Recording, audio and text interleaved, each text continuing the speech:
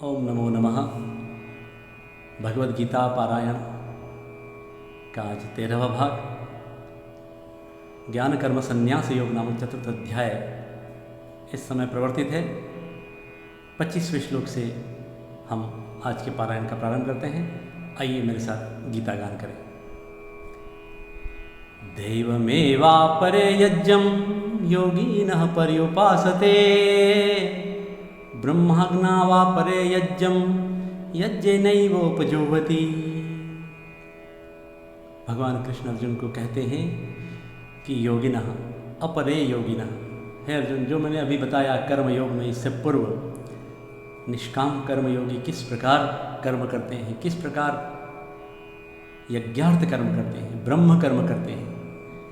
उन यज्ञार्थ कर्म अर्थात लोक संग्रह के लिए निष्काम भाव से स्थित प्रज्ञ होकर के, समत्व बुद्धि से, निश्चयात्मिका वृत्ति से अनासक्त होकर कर्म करने वाले जो स्थित प्रज्ञ लोग हैं, अन्य लोग किस प्रकार कार्य करते हैं उनकी यहाँ चर्चा करते हुए भगवान कृष्ण कहते हैं कि अपरे, अपरे का मतलब दूसरे,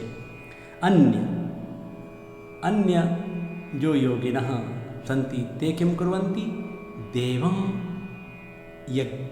यज्ञम यज्ञम इति। यहाँ एक बात बता दें कि बहुधा हम यज्ञ शब्द है उसको यज्ञ या यज्ञ बोलते हैं। दक्षिण भारत में यज्ञ और उत्तर भारत में यज्ञ, और किंतु यहाँ सही उसका उच्चारण यज्ञ है, क्योंकि इसमें ज इ ये संयुक्ताक्षर है तो उसका सही स्पष्ट उच्चारण होगा, सही उच्चारण यज्ञ, क्योंकि यह भाषा का विषय है और मैं इसमें त्रुटि नहीं करूं, यही अपेक्षा ठीक रहती है। एक बार फिर से पाठ करेंगे। दैवमेवापरे यज्ञं योगिनः पर्युपासते, ब्रह्मज्ञावपरे यज्ञं यज्ञैनैवोपजुह्वति। हे अर्जुन, कि ये अपरे योगिनः दूसरे प्रकार के योगी हैं, यज्ञार्थ कर्म करने वाले और ब्रह्म कर्म से अतिरिक्त अन्य भी हैं जो अच्छा कार्य, श्रेष्ठ कार्य करते हैं। वे देवम यज्ञम, वे देव यज्ञ अर्थात देवताओं का पूजन आदि के द्वारा, देव पूजन के द्वारा यज्ञ कर्म करते हैं। अर्थात देवताओं का पूजन भी एक यज्ञ है, देव पूजन के द्वारा। देवो भूत्वा यजेत देवम, देव बन करके देव की पूजा की जाती है। तो देवताओं का पूजन भी एक प्रकार का यज्ञ है। तो अपरे कुछ दूसरी प्रकार के जो यहाँ एक इसका संकुचित सीमित अर्थ ये भी कर्मकांडी, कर्मकांड का एकदम विरोध नहीं किया है भगवान वेद व्यास ने। तो देवताओं का पूजन भी अन्य प्रकार के योगी उस यज्ञ को संपादित करते हैं।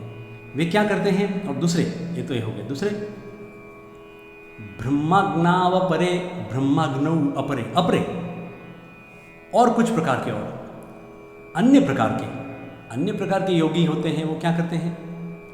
ब्रह्मज्ञौ, ब्रह्माग्नि में, अर्थात यहाँ ब्रह्म रूपी, पर ब्रह्म परमात्मा रूपी अग्नि में, ब्रह्मज्ञौ सप्तमी एक वचन बनेगा, पर ब्रह्म परमात्मा रूपी अग्नि में यज्ञेन यज्ञम, यज्ञेन यज्ञम, अर्थात उस आत्मरूप यज्ञ द्वारा, अभेद दर्शन रूप यज्ञ के द्वारा यज्ञ को उपजुह्वति, हवन किया करते हैं। ये बड़ा अलग विषय है, दर्शन का विषय है कि ब्रह्मज्ञ, ब्रह्मरूपी अग्नि में यज्ञ के द्वारा यज्ञ को संपादित करते हैं, ये अर्थ आया।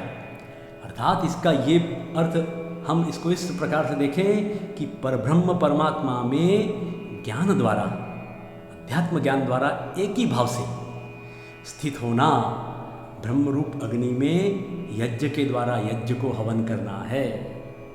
तो यह अद्वैत वेदांत को की ओर ले जाता है हमें। यह विषय भगवान कृष्ण अर्जुन को इस प्रकार ब्रह्मरूप अग्नि में यज्ञ से यज्ञ को संपादन करने की प्रक्रिया बताते हैं। ये बड़ा गूढ़ विषय, दर्शन का विषय है। इसकी जितनी चर्चा की जाए उतनी कम है। ये हमारे वेदांत दर्शन की ओर हमें ले जाता है। शर दर्शन में वेदांत 5वें नंबर का दर्शन है। 26वें श्लोक की ओर बढ़ते हैं।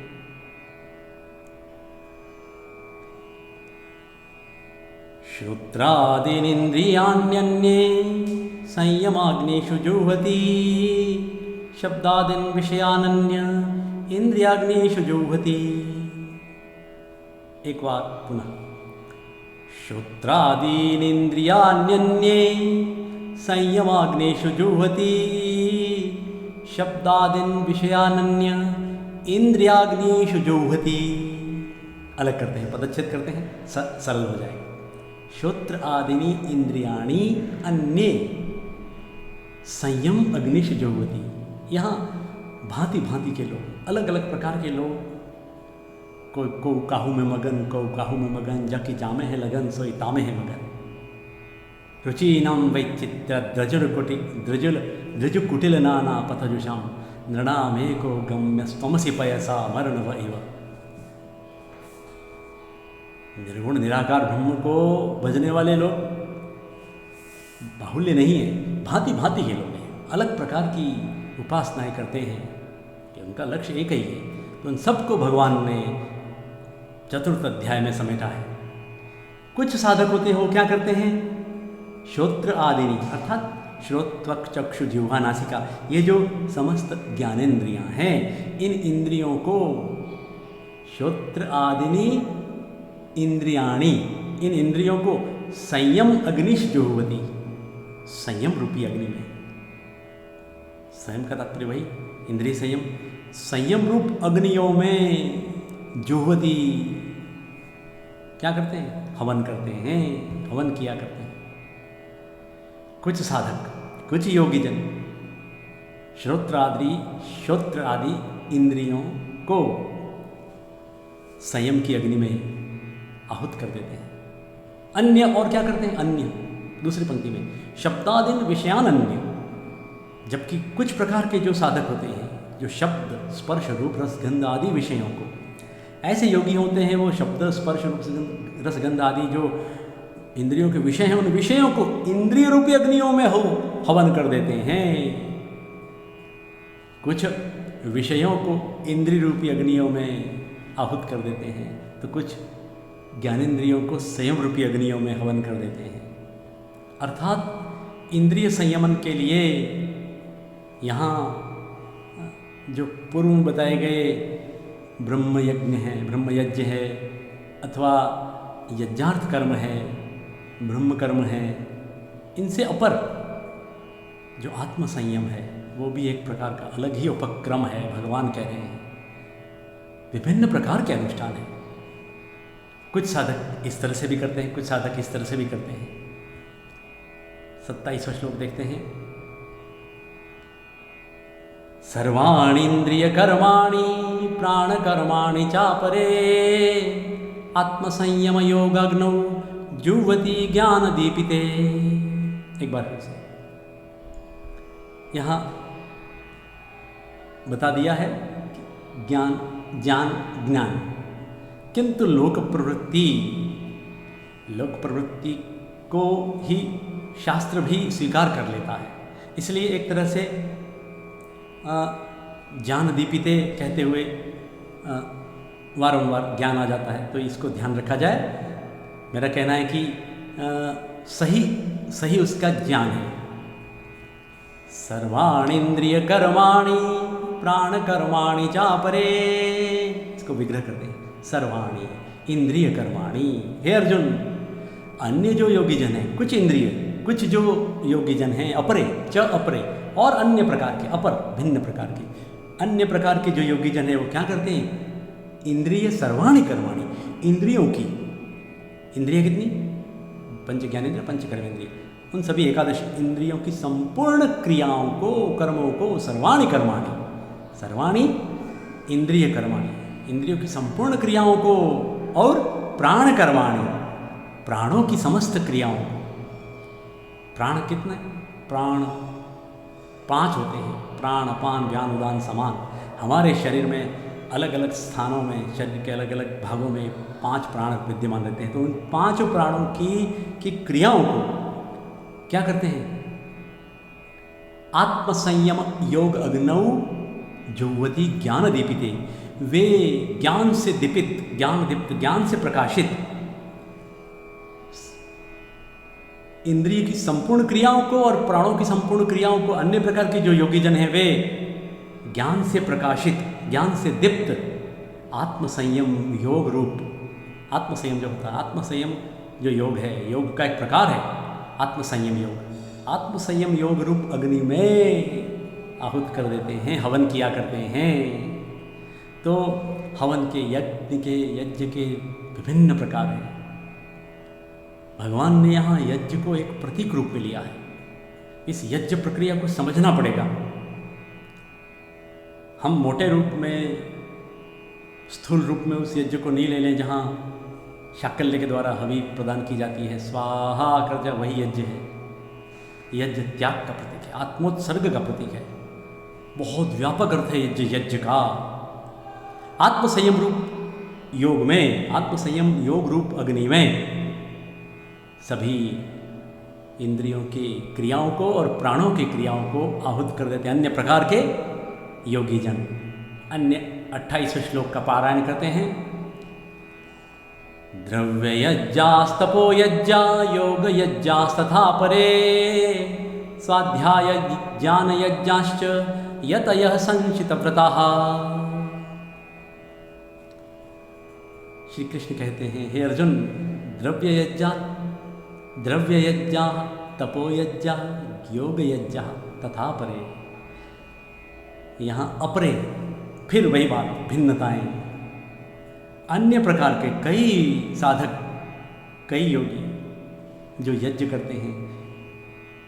देखिए यज्ञ के तरीके, कुछ द्रव्य यज्ञ करते हैं, द्रव्य दान देना, अर्थात दान में द्रव्य, नाना पदार्थों का दान करना, द्रव्य भी देना, द्रव्य का दान भी यज्ञ है, द्रव्य यज्ञ।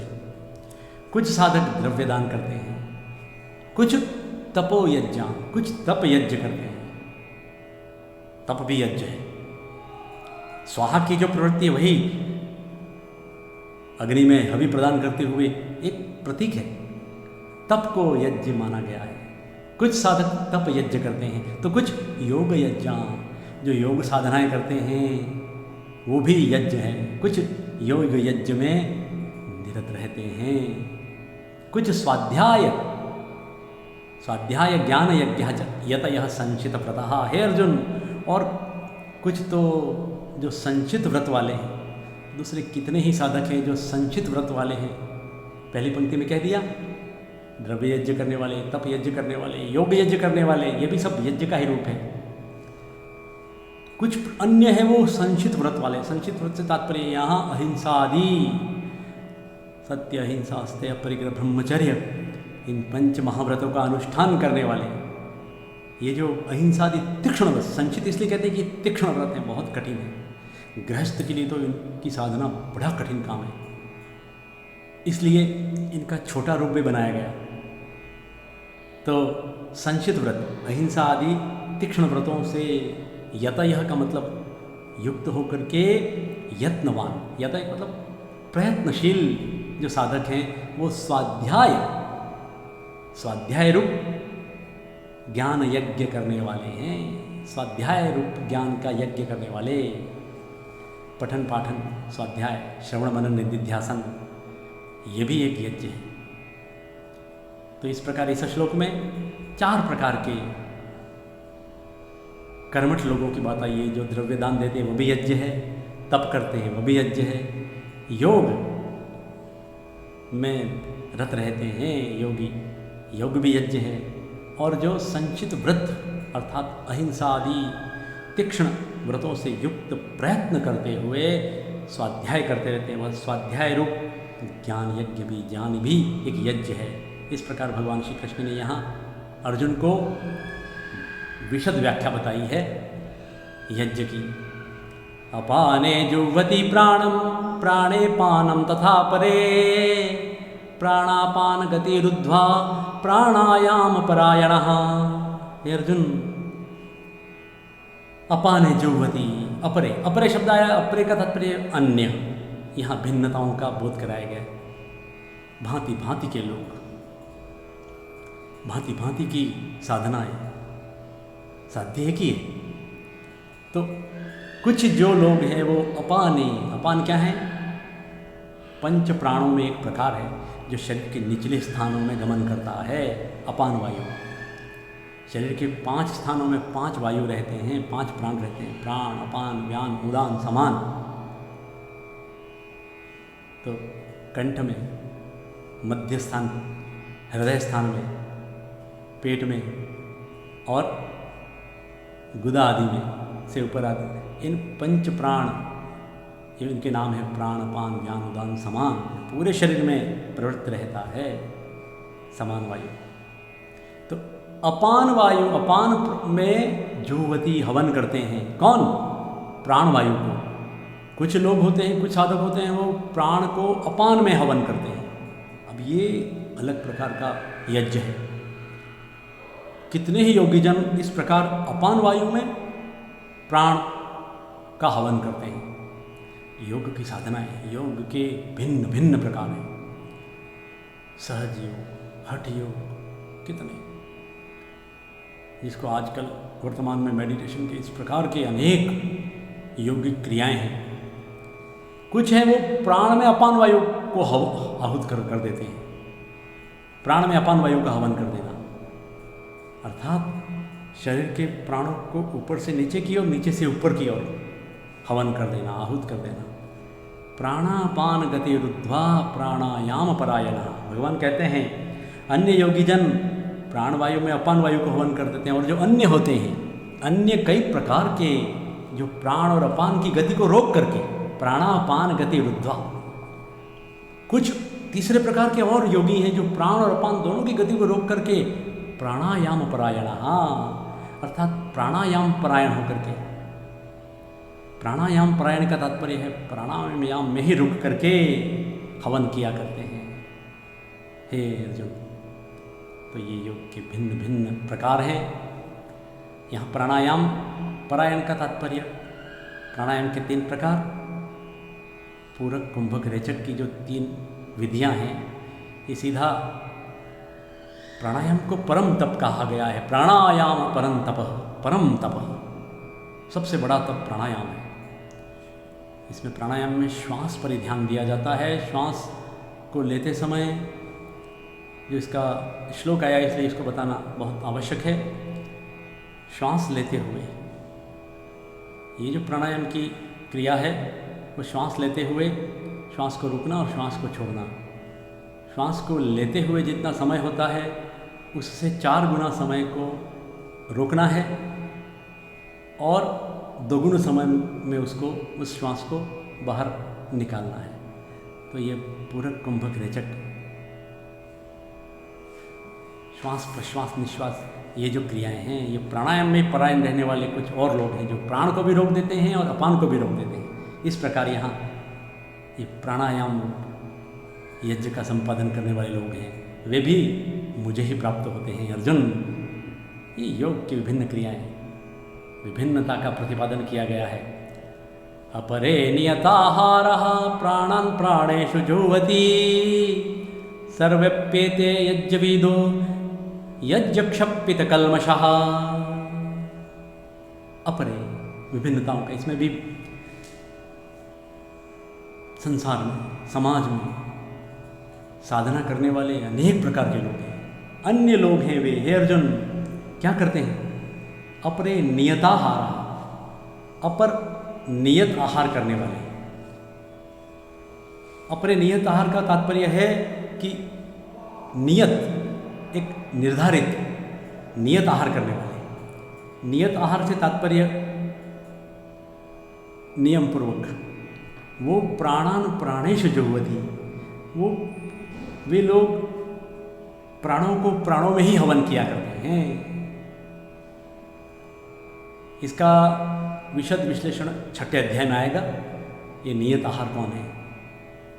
सर्वे अपि एते यज्ञविदो, यज्ञ क्षपित कल्मषा। हे अर्जुन, ये सभी साधक यज्ञविद हैं, जितने बताएं अभी, इससे ऊपर जितने भी यज्ञ को जानने वाले जितने साधक हैं, ये सभी हवन किया करते हैं, साधना रत रहते हैं और यज्ञ क्षपित कल्मषा, ये इन यज्ञों का संपादन करते हुए क्षपित कल्मष हो जाते हैं, अर्थात संपूर्ण पापों को यज्ञों द्वारा सभी प्रकार के पापों को नष्ट कर देते हैं।